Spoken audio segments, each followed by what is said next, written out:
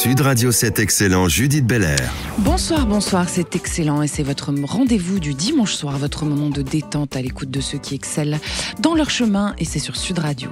C'est un acteur reconnu pour sa polyvalence et ses rôles marquants au cinéma et à la télévision, mais aussi pour son engagement, notamment en faveur des enfants autistes. Samuel Le Bihan, vous avez reçu le laurier de l'interprétation masculine pour Seul de Pierre Isoard pendant la cérémonie des lauriers de l'audiovisuel que j'ai eu l'honneur de présenter. C'est passé sur TV5 Monde ce mercredi. Et on vous retrouve avec le même réalisateur le 10 mars à 21h10 sur TF1. Rendez-vous avec vous dans une nouvelle série, Carpe Diem. Bienvenue sur Sud Radio. Bonjour. Merci.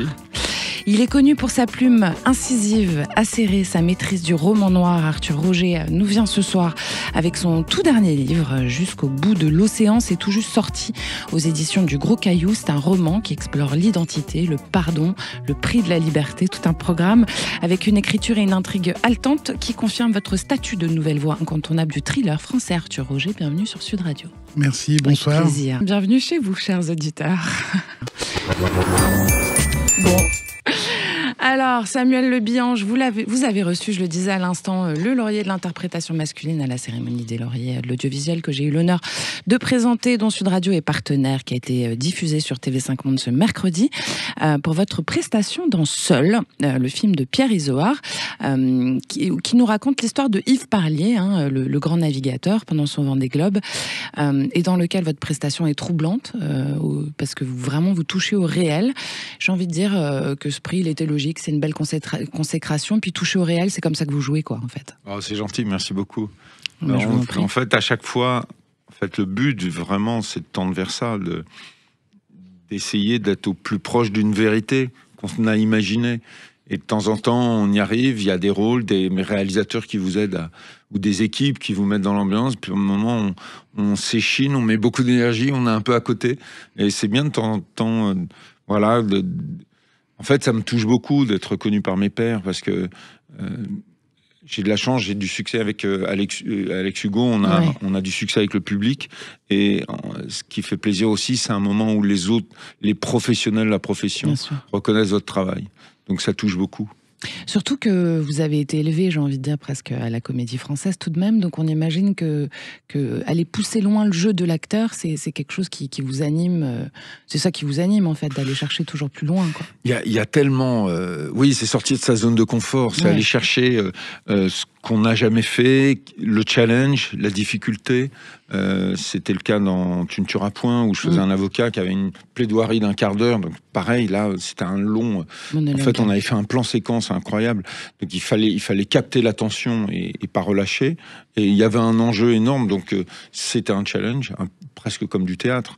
À la Comédie Française, c'était les grands textes. Le challenge, il est sur s'attaquer aux grands auteurs. Ouais, mais il n'y a pas meilleure formation, en fait, j'ai envie de dire. C'est pas mal. C'est pas mal parce que on joue plusieurs pièces en même temps, on passe son temps à apprendre, jouer, on côtoie des grands acteurs, on est dans une ambiance artistique très dense, très forte. Alors vous continuez avec le réalisateur Pierre Isoard, dans Carpe Diem, j'ai dit aussi, c'est la nouvelle série TF1 qui passe à 21h10 le 10 mars. Alors c'est une série judiciaire, pas comme les autres, un petit pitch quand même pour les auditeurs. Vous jouez le rôle de Tom Villeneuve, 48 ans, qui retrouve enfin la liberté après avoir été injustement condamné pour le meurtre de son épouse et qui veut découvrir l'identité du véritable coupable. C'est un personnage qui est tiraillé entre sa quête de vérité et son désir de reconstruction. Bon, c'est un truc, c'est une quête inhérente, quoi. Ok.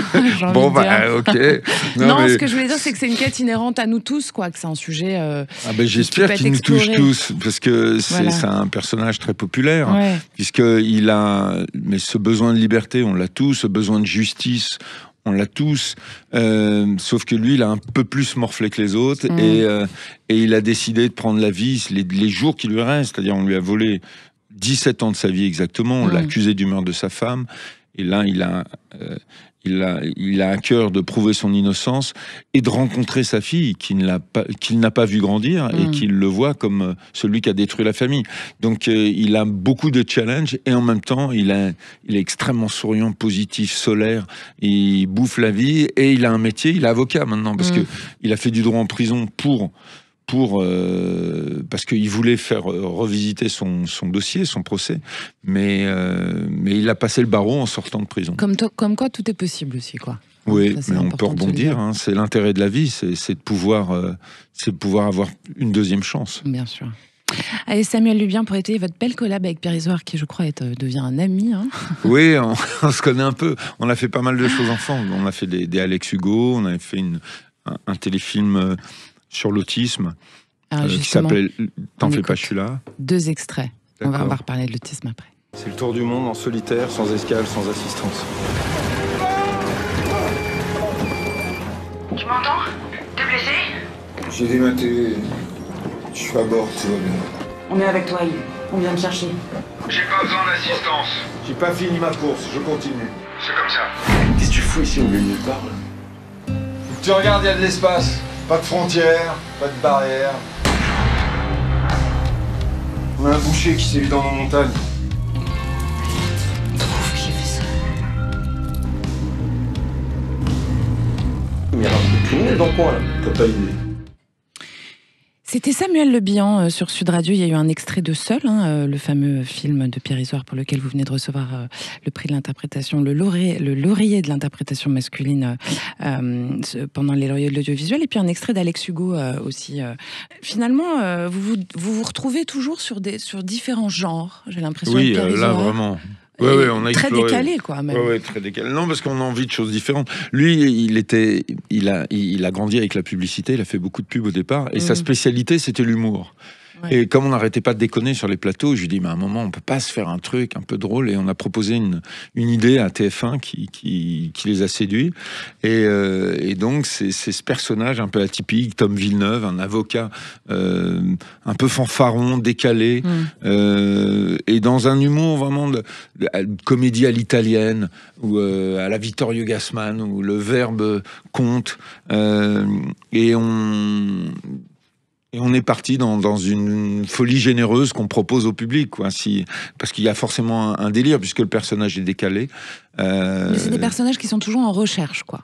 Hein, en général, qu'est-ce qu'on peut trouver en commun sur tous ces personnages? Ils sont courageux. Ils ont un besoin de liberté très fort, un sens de la justice aiguisé. Oui. Et ils sont très généreux. Donc c'est pas mal, c'est des belles valeurs humaines. C'est pas mal, on aime bien. Ouais. Arthur Roger, quand on écoute Samuel Le Bihan, est-ce que les personnages qui sont en quête de rédemption, de vérité, dont on parle avec lui, résonnent finalement, enfin je ne sais même pas, est-ce que il résonne clairement finalement avec vos thrillers, ou quand même l'identité, le prix de la liberté, c'est des thèmes récurrents chez vous? Après, évidemment, et c'est toujours plus intéressant d'écrire ou de parler de personnages qui vont être amenés à changer, ou qui sont en tout cas cabossés par la vie, parce que si on écrivait ou si on tourne des films sur des gens qui ont une histoire très lisse, c'est pas forcément intéressant. Ce qui peut faire la saveur, le sel de la vie, c'est de rencontrer des femmes, des hommes qui ont un parcours qui sort des cases, quoi. Qui sort des cases, et puis les histoires sont toujours un peu plus passionnantes avec les gens c'est ni mieux ni moins bien, mais c'est toujours nettement plus passionnant de parler avec quelqu'un qui sort des sentiers battus et qui est en dehors de la surface, quoi, en fait, c'est ça. Ah, c'est sympa d'être avec... si un jour on prend l'apéritif avec quelqu'un, c'est vrai que les gens qui ont plus d'histoires à raconter sont un peu plus passionnants, mais c'est ceux qui ont le plus vécu, c'est chacun sa vie, quoi. Ouais, bien sûr. Et vous, Samuel Le Bihan, vous aimez vous engager dans des rôles qui sont quand même forts émotionnellement en général, je trouve. On imagine que pour les interpréter, vous allez puiser loin, souvent. Donc quoi en premier, par exemple, quand vous jouez dans un film comme Seul, en plus, on le sait, enfin, vous l'avez dit dans les médias et vous l'avez redit en antenne, vous avez eu le mal de mer. Est-ce que c'est ça? C'est là-dedans que vous êtes allé puiser pour jouer la dramaturgie du rôle. En fait, j'ai pas fait grand-chose. J'avais le mal de mer. On s'est dit, mais vraiment, t'avais l'air fatigué, hein, épuisé. Je l'ai pas construit, en fait. Et en plus, j'ai perdu 10 kilos pour le rôle. Ouais, oui, ça. Tu vomissais tout le temps, tu pouvais pas manger. C'était facile. Vous êtes rentré dans la peau du personnage sans problème, quoi. Mais non, j'y mets ma vie. vie. C'est comme fait. quand on écrit un polar, c'est-à-dire qu'on fait avec la matière qu'on connaît, mais on avance avec le masque du personnage. Et c'est génial parce qu'on peut raconter des choses extrêmement intimes. Et moi, j'y mets des choses mais extrêmement personnelles, donc je vous parlerai jamais. Bien sûr. Mais à travers l'histoire d'un homme qui est seul sur son bateau et on se rend pas compte de tout ce qui se passe derrière, les moments de solitude, de perte de confiance, les moments de doute, là où on va puiser le courage, où est-ce qu'on va chercher son courage pour rebondir, pour y retourner. C'est des choses extrêmement intimes. Ce qui est beau dans un héros, c'est pas qu'il sache tout faire, c'est qu'il a un genou à terre. C'est ça qui nous intéresse, c'est comment il va se relever. Et là, on est en empathie, et là, ça nous donne une proximité à notre propre vie. Comment il a fait pour s'en sortir? Parce que moi aussi, je veux des solutions pour m'en sortir. Un héros, c'est pas quelqu'un qui sait tout faire, c'est quelqu'un qu'on regarde pour savoir comment il va s'en sortir. C'est très joli comme concept, Samuel. C'est ce que disait Arthur, c'est les gens cabossés, mais c'est pas les cabossés, c'est comment ils sont sortis de comment ils ont géré tout ça, comment ils sont sortis avec tout ça. Là, c'est inspirant, c'est ça que je veux dire. Bien sûr. On parle vrai sur Sud Radio, c'est le cas ce soir.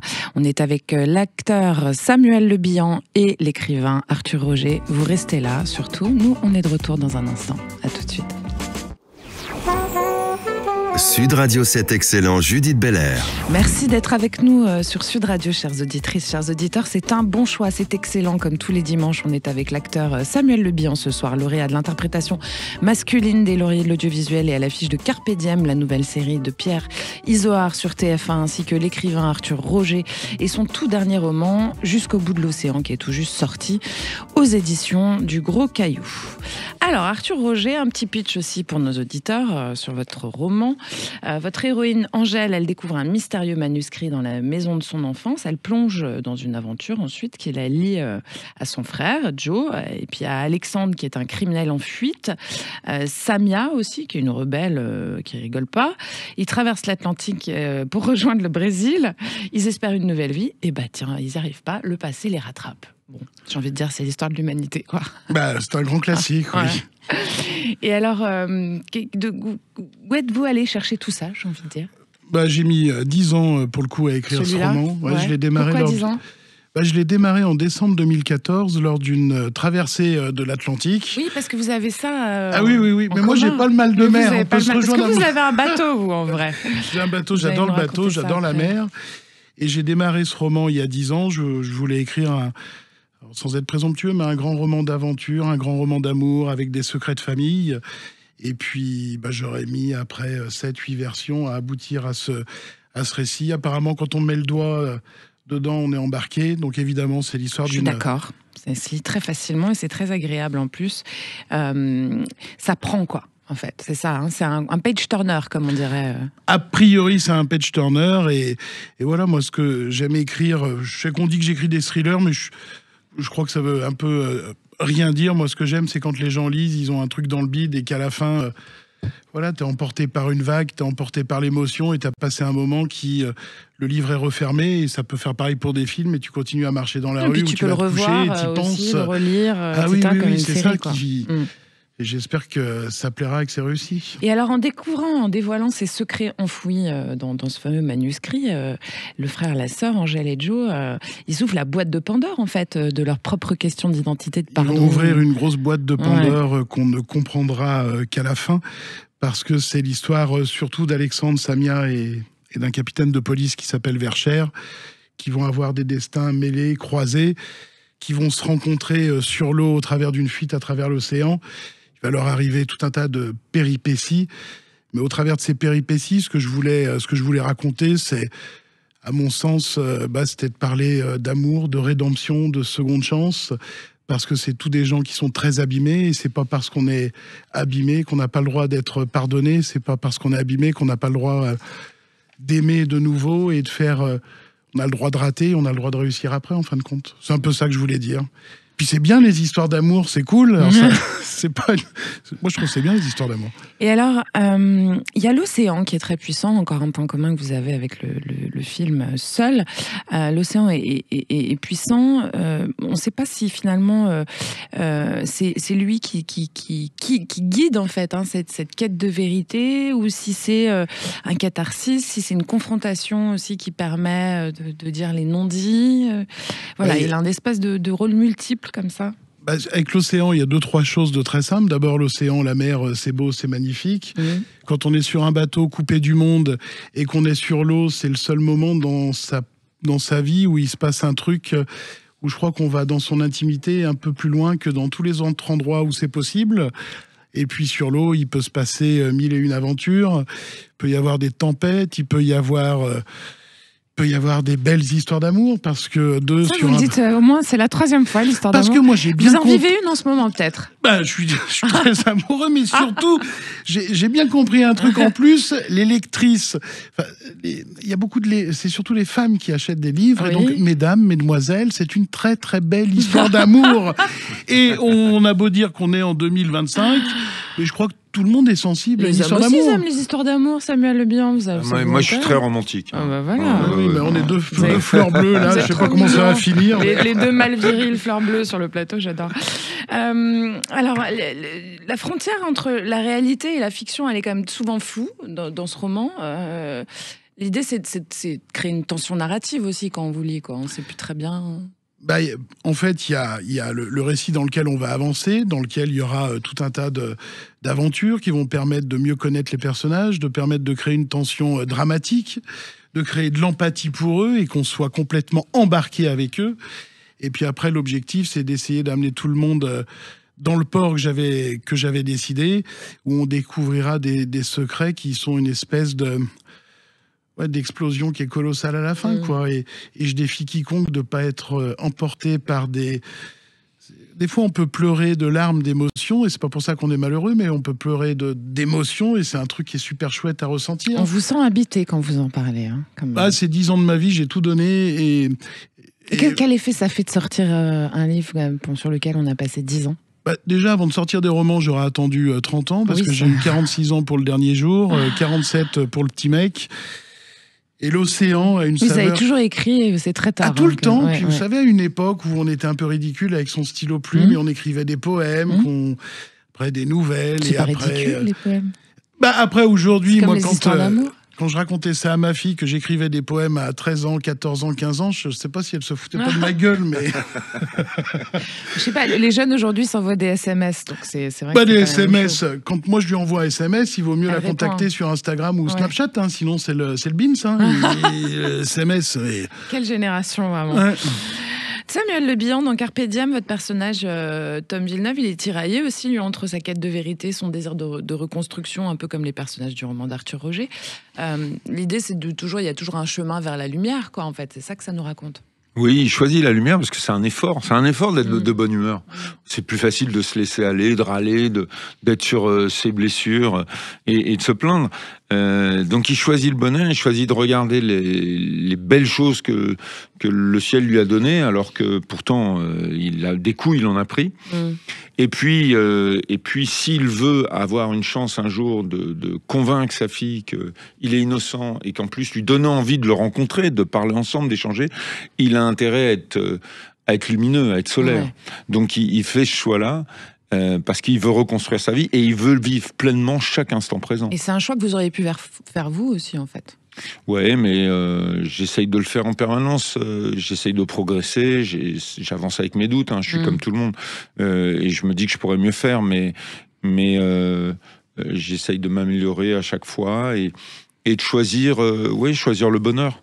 En tout cas, dès que je me sens coincé dans une situation, c'est voir quelles options sont à ma portée pour recréer, en tout cas d'un point de vue familial, à chaque fois un univers heureux. Voilà, moi, c'est mon moteur, c'est ça. Aller vers la lumière. Wow, j'adore cette émission. Aller vers la lumière. Ça, je rebondis, je vous le redis, parce que j'ai l'impression que vous avez envie de dire un truc là-dessus. La lumière, c'est bien. C'est ça que vous nous racontez, c'est cette ambiguïté, vous aussi, cette frontière fine, finalement, entre l'ombre, nos ombres et nos lumières, et puis notre histoire aussi, la part d'ombre qu'il y a sur notre transgénérationnalité. Il faut se méfier des apparences et qu'il y a bien des gens qui méritent de choper la lumière. Et encore une fois, on a le droit d'avoir fait des bêtises et on a le droit de progresser. On a le droit de se remettre en question, on a le droit d'avancer. Et il n'y a rien de plus passionnant dans la vie. Souvent, on demande toujours aux gens, c'est quoi vos études, patati, patata, mais quand on leur pose cette question, alors que tu as 50 ans, on s'en fout parce qu'en fait, en 30 ans, la vie va tellement changer. Il y a des gens qui vont progresser, qui vont devenir des vraies belles personnes. Il y a des gens qui vont devenir des abrutis notoires. C'est la trajectoire qui compte. Et si elle conduit à une lumière, sans qu'elle brûle pas tout, mais en tout cas qu'elle soit douce et dans laquelle on est bien et qu'on tâche et qu'on apprenne à être heureux, c'est bien. En fait, c'est une émission de philo aujourd'hui ou... Non, c'est une émission où on donne son cœur. Ah oui, on est bien là. C'est un espace de confiance, c'est excellent. C'est un appel à accepter nos imperfections, en fait, aussi, ce que vous racontez là, notre histoire, à vivre avec ça et à en faire une richesse, en fait. Moi, je crois que c'est la seule chose qui compte. Moi, en tout cas, personnellement, j'ai un mal fou avec les gens parfaits. Les gens parfaits m'effraient parce que je me rends compte comme je suis nul. Et franchement, ils sont chiants, les gens parfaits, quoi. C'est pas très intéressant. Mais finalement, Samuel, quand vous travaillez un personnage ou dans la vie en général, c'est les aspérités aussi dans lesquelles on va chercher pour s'inspirer, pour jouer ensuite ou pour même s'adresser aux gens, des fois. Sûrement. Vous, quand vous travaillez un personnage qui est comme Yves Parlier, par exemple, qui est quand même un oui, mais moi, je le trouve tellement plus intéressant que moi. Donc, je me dis pas, je vais pas le travailler en creux en me disant je vais chercher ses imperfections. Ouais. En fait, je le place toujours à un niveau plus élevé, mais je me dis comment je vais pouvoir... Comment vous accrochez le personnage dans ces cas-là ? Par quel bout ? Là, ça a été me passionner pour la voile, lire énormément de livres là-dessus, prendre le maximum de documents sur son histoire. Ça a été perdre 10 kilos en quoi j'ai eu combien de temps ? J'ai eu 3 semaines pour perdre 10 kilos. Il y a des espèces d'enjeux comme ça qui vous projettent dans le rôle, qui vous jettent dedans. En fait, on essaye par tous les moyens de s'en rapprocher, d'écrire des choses sur lui, de rêver dessus, d'imaginer, d'être avec le texte et de voir comment on arrive à le faire vivre, avant même de le dire, voir comment il résonne en nous. Il y a plein de chemins possibles et plus on en explore, plus on enrichit et on se rapproche de quelque chose. Eh bien, c'est excellent ce soir. On va revenir dans un instant. On est avec le comédien engagé Samuel Le Bihan, l'écrivain qui parle bien, Arthur Roger, même s'il n'a pas toujours envie. Sud Radio, c'est excellent, je l'ai dit, vous restez avec nous. Sud Radio, c'est excellent, Judith Belair. Vous avez choisi Sud Radio et vous avez bien raison. C'est excellent ce soir, comme tous les dimanches à 19h. Nous sommes avec l'acteur Samuel Le Bihan, récompensé au Laurier de l'audiovisuel pour son interprétation et bientôt à l'affiche de Carpe Diem, la nouvelle série de Pierre Isoard sur TF1, ainsi que l'écrivain Arthur Roger qui dévoile son dernier roman Jusqu'au bout de l'océan.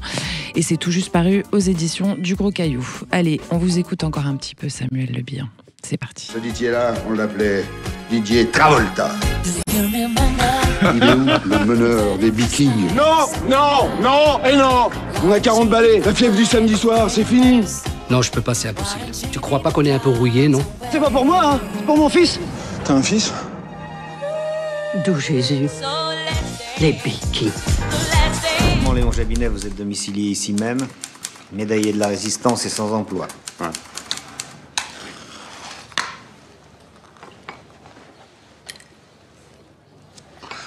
J'étais trop fion.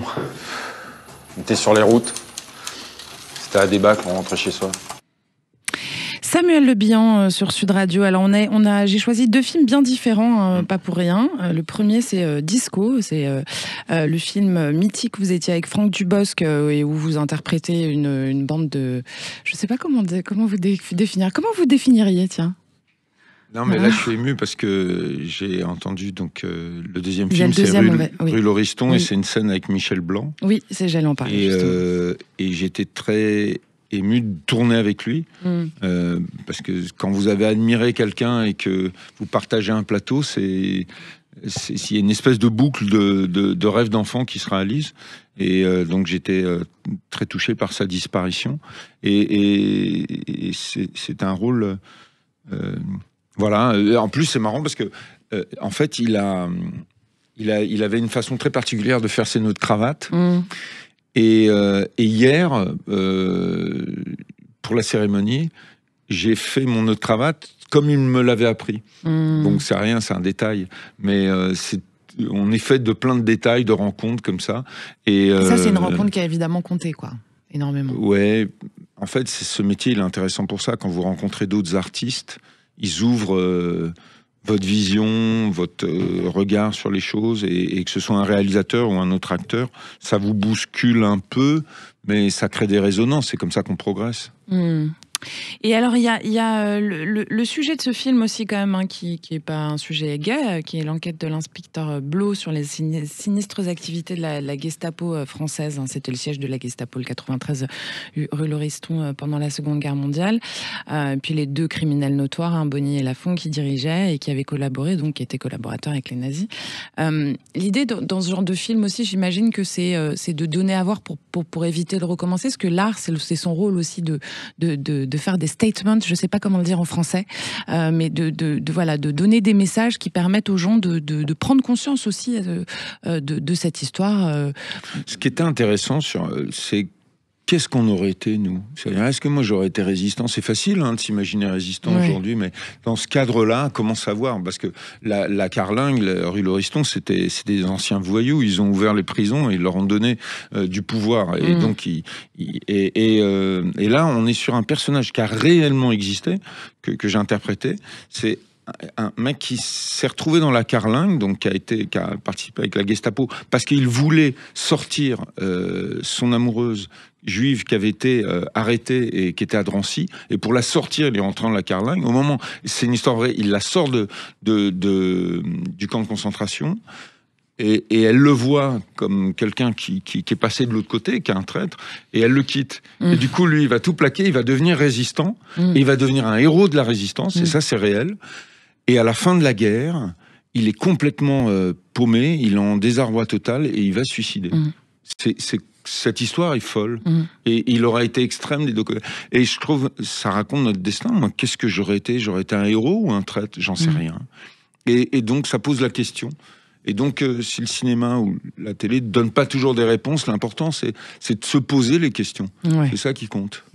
C'est important, le chemin, en fait, hein, c'est ça que vous nous dites. On est tous fragiles, en vérité. Oh, j'adore cette on aimerait émission. être des héros, mais...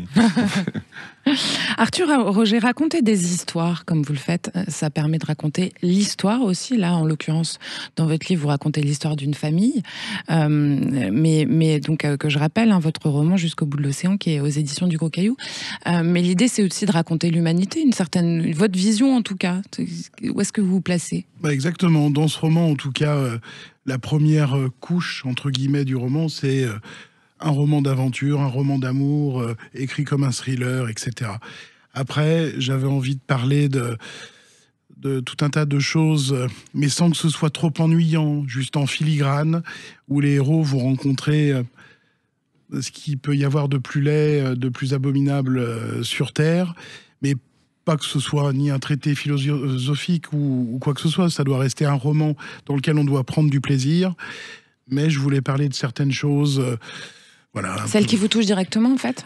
Ouais, des choses qui ont de l'importance pour moi, même de parler de religion, mais de façon très, très épurée, très discrète. Les gens qui liront le livre en feront ce qu'ils en veulent, mais il y avait tout un tas de thèmes que je voulais aborder, qui sont abordés, qu'on le voit vraiment ou pas, mais ça m'a permis de dire certaines choses que je pense et que je ressens, et ça, c'est agréable. Et alors, ce qui est intéressant, c'est que ça vous permet de dire des choses que vous avez gardées en vous quand même 40 ans, parce que vous avez commencé à écrire, vous étiez un gamin, et vous avez fait paraître bien plus tard vos écrits. Hein. Le premier, c'était en 2021.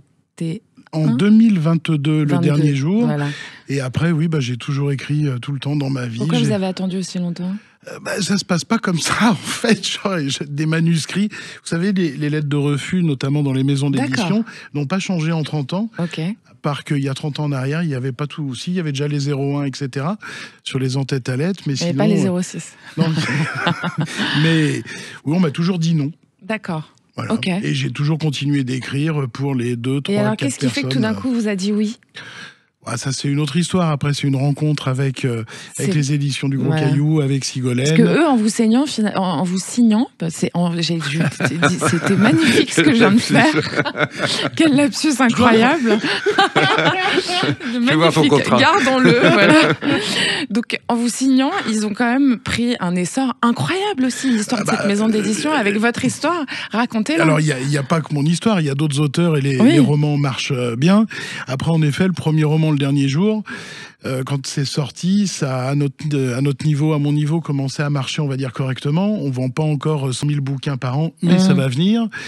Et après, Le Dernier Jour, par contre, c'est un truc très particulier pour moi, parce que j'ai vu qu'il y a des gens, il y a des sites de notation des livres, et je voyais plein de gens qui notaient mon livre, mais comme si, pour une fois, ça devenait... pour de vrai. Parce qu'avant, je faisais des manuscrits, j'en voyais aux maisons d'édition, et j'avais mes très proches qui lisaient, et puis voilà, et je continuais. Mais là, je voyais des vrais gens qui commentaient mon livre comme s'ils l'avaient lu pour de vrai, et qui ressortaient même des citations. Je me suis dit, putain, c'est quoi le bordel ? Et c'est assez agréable, et ça me donne toujours envie de continuer. Parce que j'aime écrire, en fait, j'ai toujours aimé ça. J'ai toujours aimé. Dans quelles conditions vous écrivez ? À moi, c'est le matin, très tôt, à l'aube. Voilà, j'aime écrire très très tôt. Il me faut... Avant le boulot, parce que vous êtes chef d'entreprise aussi. Hein. Avant le travail, évidemment. Avant les enfants qui se lèvent. Avant tout le système. Donc vous arrivez à vous organiser pour trouver des laps de temps de tranquillité, parce que c'est une création assez silencieuse et solitaire. Ah oui, quand j'écris, il faut, surtout sur la phase de ce qu'on appelle le texte brut, la première version, c'est à l'aube avec... Voilà, beaucoup de caféine, après on n'a plus le droit de le dire, mais un peu de nicotine, ou beaucoup, dans un calme parfait. Et parfois, quand on est dans un calme parfait, j'ai refait une traversée de l'Atlantique en décembre. J'ai été 15 jours, entre guillemets... Ah, mais c'est vous, Yves Parlier ? Non, pardon. Non, moi, je suis, comme dirait un ami très cher, je suis un skipper d'eau douce. Hein, mais d'accord. Mais vous avez quand même traversé l'Atlantique. Oui, mais là, pendant 15 jours, c'était merveilleux, parce que je pouvais écrire 15 heures par jour, parce que là, il n'y avait plus rien, tout le monde me fichait la paix. Et il faut s'organiser pour, quoi. Samuel Le Bihan, vous avez échangé hors antenne avec Arthur Roger, parce que l'idée, c'est que vous jouez des thrillers, lui, il en écrit. Donc voilà, c'est assez étonnant. Dans l'émission qui crée le lien, c'est bien.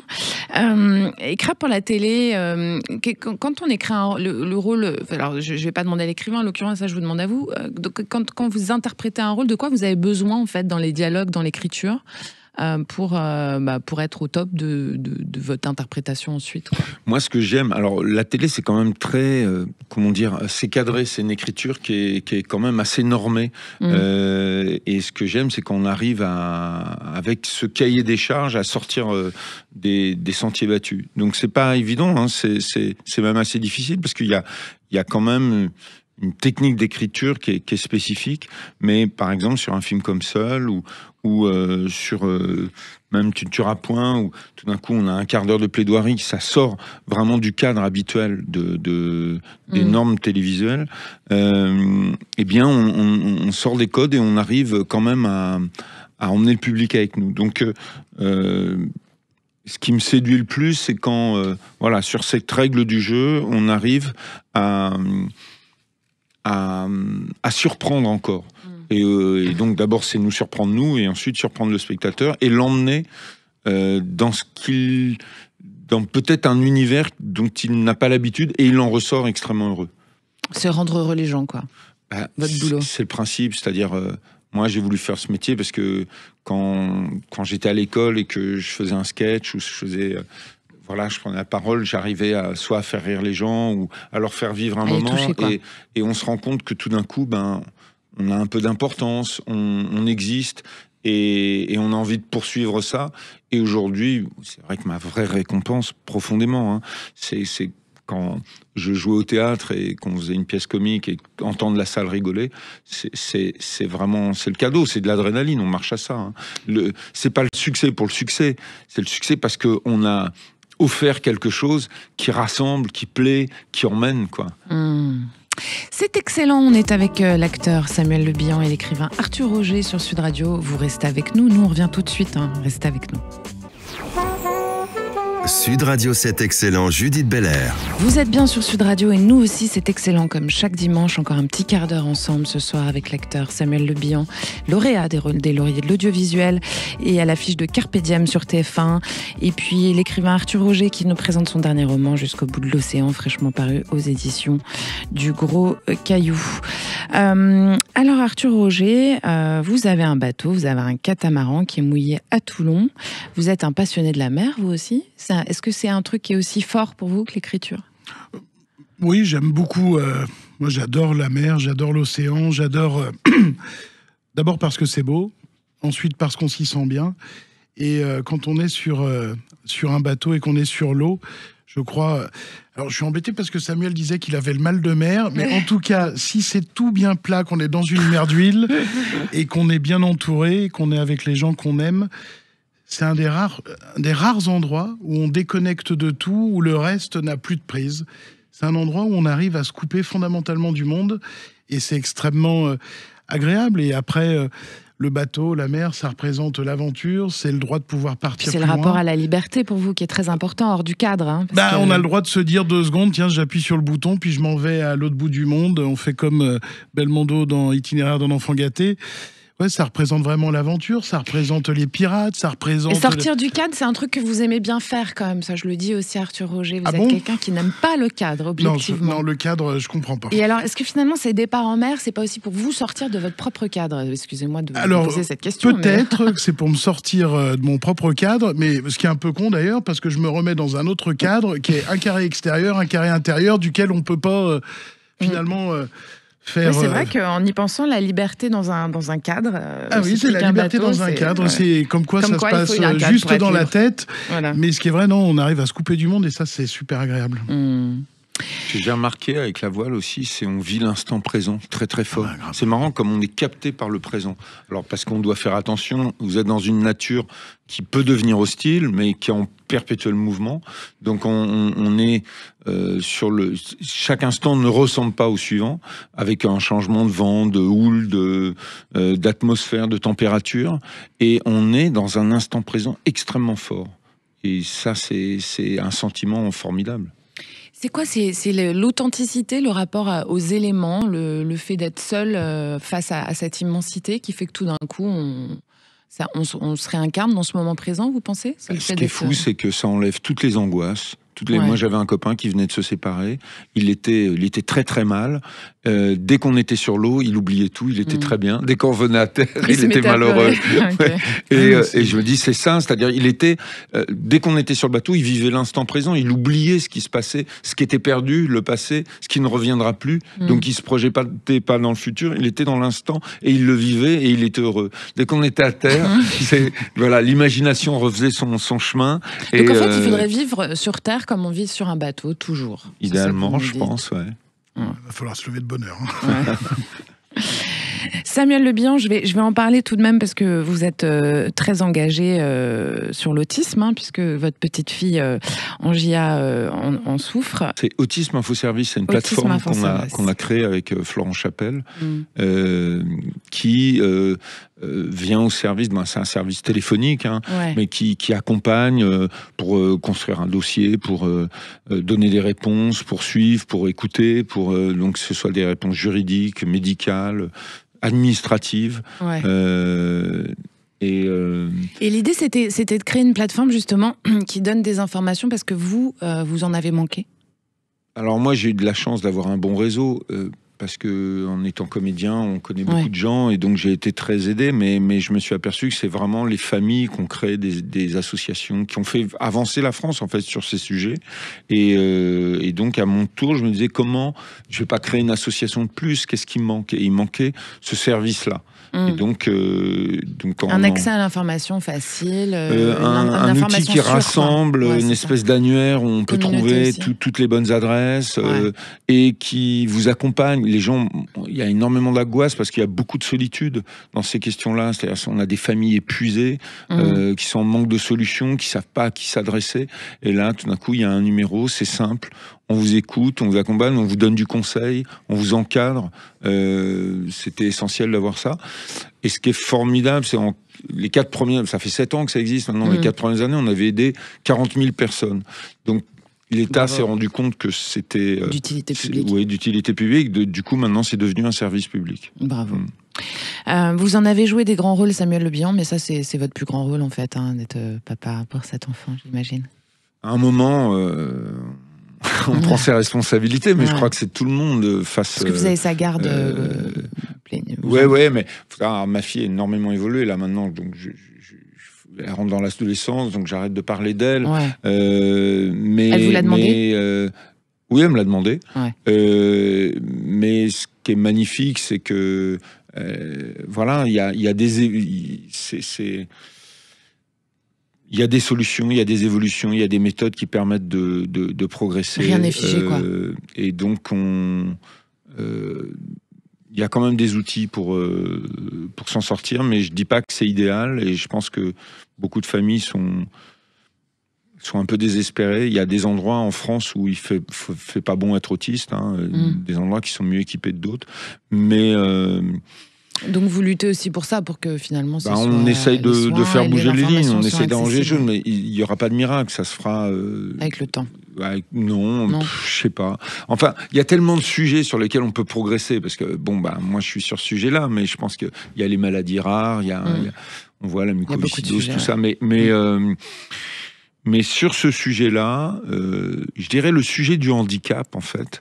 on peut progresser, et particulièrement là aujourd'hui pour les adultes aussi, beaucoup. On en a pris conscience d'ailleurs avant, c'est-à-dire qu'il y avait une espèce de réflexe général. En famille, on s'occupait des vieux, de la différence, tout le monde était intégré parce que c'était le propre de la famille. Aujourd'hui, on nous demande tellement d'être efficace, d'être rentable, d'être performant, que du coup, on a du mal à vivre avec la maladie, avec la vieillesse, avec la différence, avec le handicap. Et donc, on les cache dans des hôpitaux, dans des maisons de retraite. Mais on n'est plus adapté pour vivre avec ça. On nous a enlevé ça. Donc, je pense que... en fait, on s'aperçoit que les gens qui sont tournés vers les autres sont beaucoup plus heureux. Donc, il doit bien y avoir quelque chose sur l'entraide qui nourrit la personne, autant celle qui est aidée que celle qui aide. Donc, il y a bien des solutions vers le bonheur là-dedans. Bien, ce qui nous amène à la dernière question de cette émission, messieurs.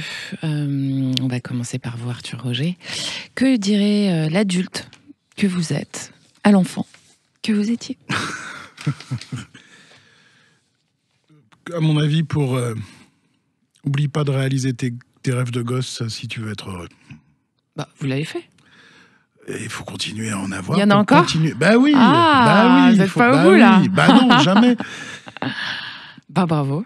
Parce que vous êtes sur le chemin de la réalisation. J'espère, chaque jour suffit sa peine. On est bien d'accord. Et vous, Samuel Le Bihan, alors qu'est-ce que vous diriez à cet enfant que vous étiez? Si vous avez un petit message à lui transmettre. T'inquiète, ça va marcher. Vous étiez très inquiet quand vous étiez petit? J'étais en colère, moi. Donc, pourquoi vous étiez en colère? Parce que je trouvais le monde injuste, profondément. Et donc, j'avais envie d'une autre vie. Du coup, vous en vivez plein, quoi. Parce que quand on est comédien, en tout cas, je peux pas me plaindre là-dessus. J'ai quand même pris un risque, et le risque a marché. Donc, j'ai de la chance. Donc, vous changeriez rien, finalement? J'aurais pu faire mieux, j'aurais pu améliorer. J'ai fait des erreurs, je me suis trompé par moments, j'ai fait des grosses erreurs aussi. Donc le tout, c'est de les reconnaître et d'apprendre et de progresser. On fait de son mieux. Si vous aviez un petit message là comme ça aux jeunes qui ont envie d'être comédiens aujourd'hui, que ce soit d'ailleurs des jeunes femmes ou des jeunes hommes, qu'est-ce que ça serait votre premier message? Soyez curieux. Ouais. Être curieux. Le problème quand on est jeune, c'est qu'on a tendance à catégoriser les choses en disant ça c'est nul, ça c'est bien, et ne s'intéresser qu'à ce qui a l'air bien. Non, soyez curieux de tout, même ce qui a l'air pas bien. Il y a des choses, des enseignements à tirer de tout. Je pense que ce qui est payant, évidemment, le travail, la rigueur, la discipline. En fait, faut rêver, mais si le rêve derrière n'est pas nourri par une discipline, ça marche pas. Et la curiosité. Eh bien, merci messieurs, merci à tous les deux, Arthur Roger, Samuel Le Bihan, d'être venus partager avec nous ce joli petit moment. Alors, Samuel Le Bihan, vous êtes à l'affiche de Carpe Diem, hein, c'est la nouvelle série de Pierre Isoard, c'est sur TF1, c'est le 10 mars prochain à 21h10. Vous avez un autre petit truc à annoncer ou non, ça va? C'est bien, c'est pas mal. On va laisser les gens se concentrer là-dessus. Voilà. C'est un lundi soir, lundi 10 mars. Je pense que vous allez passer un bon moment. En tout cas, nous... On s'est beaucoup amusé, mais plus que ça, ça a du fond et c'est drôle et ça a du fond. Il n'y a pas que la forme, il y a le fond. L'écrivain Arthur Roger, votre dernier roman Jusqu'au bout de l'océan, il est disponible aux éditions du Gros Caillou. C'est chez les bons libraires, hein, c'est ça? À partir du 6 mars. À partir du 6 mars. Eh ben moi, je l'ai lu déjà, nananer. Allez, merci beaucoup, messieurs. Nous, on a rendez-vous samedi prochain pour Destin de femme à 13h30 et puis un nouveau C'est excellent dimanche prochain, 19h. Vous nous retrouvez sur les en podcast, évidemment, sur sudradio.fr. La chaîne YouTube de Sud Radio, bientôt 1 million d'abonnés, merci à tous. Les réseaux sociaux, merci à Juju, Julien qui réalise pour vous aujourd'hui, bisous, c'était excellent, bye.